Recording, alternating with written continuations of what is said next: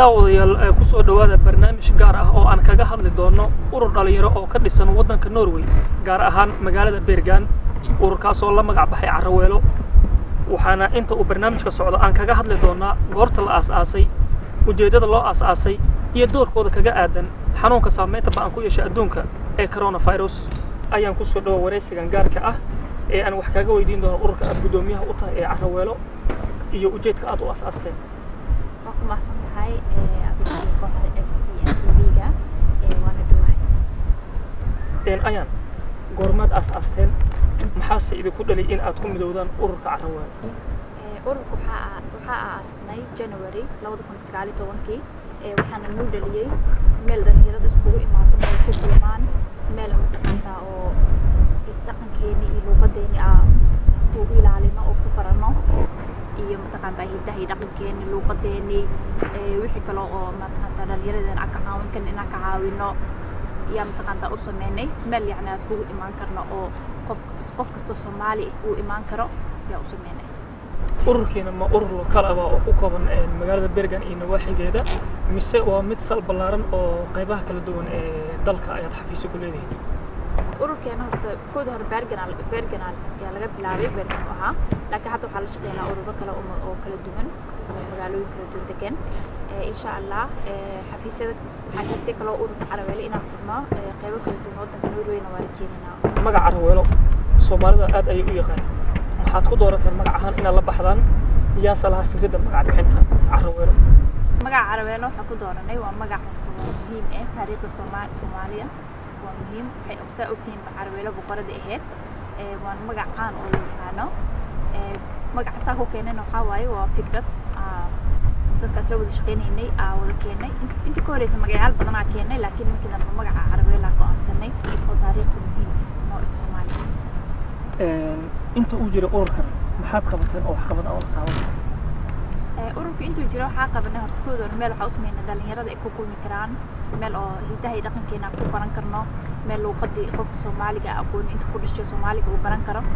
waxaa kaloo sameynay waxyaalo kala duwan maadaama ururka uu yahay mid u dhisan wacyigelin iyo caawinta dhalinyarada iyo dadka waaweyn waxaa jira xanuun adduunka oo dhan saameeyay oo weli raadkiisa uu sii muuqdo ka Carraweelo ahaan maxaa idin diyaarsan oo aad ugu wacyigelin kartaan bulshada Soomaaliyeed ee ku nool guud ahaan deegaanada kala duwan ee dalka Norway Carraweelo ahaan waxaan oo diyaarsan oo soo qabanay waliba in akhbaarta wixii akhbaar inaan dadka siino oo ku saabsan coronaviruska ku saabsan waxaa kale oo sameynay dadka waaweynka oo noshkaha ama Norwegian luqadda dhibaysa inaan Soomaali ugu fasirno inaan guryahooda ugu tagno dadka karantiin kale ama cudurka laga helay ama dad waayeelo soo adeegin kara inaan u soo adeegno si caafimaadkooda u ilaaliyaan guryahooda ugu keenay waxaa kaloo sameynay oo muhiim ahaa journalka oo Bergen la dhahaa BT waa markii ugu horeysay Carraweelo ahayd oo Soomaali luqadda Soomaaliga lagu soo qoro oo corona ku saabsanaa taasna guul ay noo tahay in luqadeena hooyo markaanta waddanka Norway dhan laga akhristo waxaa kaloo sameynay maskaha iyo antibacta la markaanta komuunka ka soo qaadnay oo komuunkana qaar ka soo qaadnay kana soo galnay dadkii u qaybinay si mataqaanta looga hortago coronavirus kaas u sii badanin dadka guriyashooda loogu geenayay meel kasta joogaan yaad garab ama kaalmo ka heshaan si ururka wax qabadkiisa uu u sii ballaarto horta wax anaka kaalmo waxa ka helnay kooda horeeta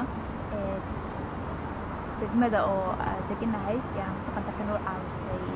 moonbeam ama maskaha iyo antibacta noo caawisay si dadka u gaarsiino oo cudurka looga hortago laakiin iyo waxa kale oo caawin masha Allah dhalinyarada Soomaalida oo mataqaanta iskaa wax u qabsan noo caawinaysay si dadkeena bulshadeena u gaarsiinay wacyigelin u gaarsiino laakiin wax meel kale oo caawinaad kala ka helnay male oo ka ahayn dhalinyaradeena iyo degmada ugu dambeyntii maxaad ugu baaqi lahayd bulshada Soomaaliyeed ee ku nool guud ahaan dalka Norway iyo kuwa ku nool dalka Soomaaliya ee ku daawanaya runtii waxa ugu baaqi lahaa in mataqaanta weli cudurkan weli ma dhamaanin weli soo ku dhamaanay lama ogo in iska taxadiraan in is ilaaliyaan meel kasta joogaan in mataqaanta isku soo dhawaaneen in guriga la iskugu imaanin marka in la dadaalo oo mataqaanta si cudurka mataqaanta oo dadkeena uu dadka ugu dhicin yaa ugu baaqaya iyo waxa kale ugu baaqaya qofkii walaalkeena Soomaali ama walaashay caawinad u baahan in la caawiyo oo loo soo adeego qof waayeelada in la caawiyo marka in la iskala qabto oo yani u sheegana in hadda sidii la og yahayba waliba meeshan aan deganahay degmadan aan deganahay waxa waaye wasoo shuruudihii iyo sharciyaashii koronihii way khafiif ka dhigtay marka in mataqaanta in la yareysanin oo dadaalka hore la wado oo la dadaalo si mataqaanta cudurka oo dadka hadana ugu faafin waxa kale oo jira cudurka meesha ku dhamaanay lama oga daawadiisa lama hayo wali xal lagama gaarin saas daraadeed waxa muhiim ah in aan mataqaanta oo in is ilaaliyo wali oo sidii hore waliba hadii sidii hore in la sii wada yani cudurka raadkiisa waliba sii dambeeyaa marka saas daraadeed in is dhiganin oo mataqaanta dadaalka la sii wada muhiim ah si mataqaanta cudurka insha Allah looga hortago aad ayay u maasan tahay ayaana Cabdulle oo ah gudoomiyaha ururka Carraweelo oo ka dhisan magaalada Bergen ee caasimadda labaad dalka Norway waxa barnaamijkan idin soo gudbinay anigoo ah Bile Maxamed Cabdi intaan warbixin tan lamid ah aan ku kulmi doono waxaan idin kaga tageynaa annagoo isku duuban salaamullaahi calaykum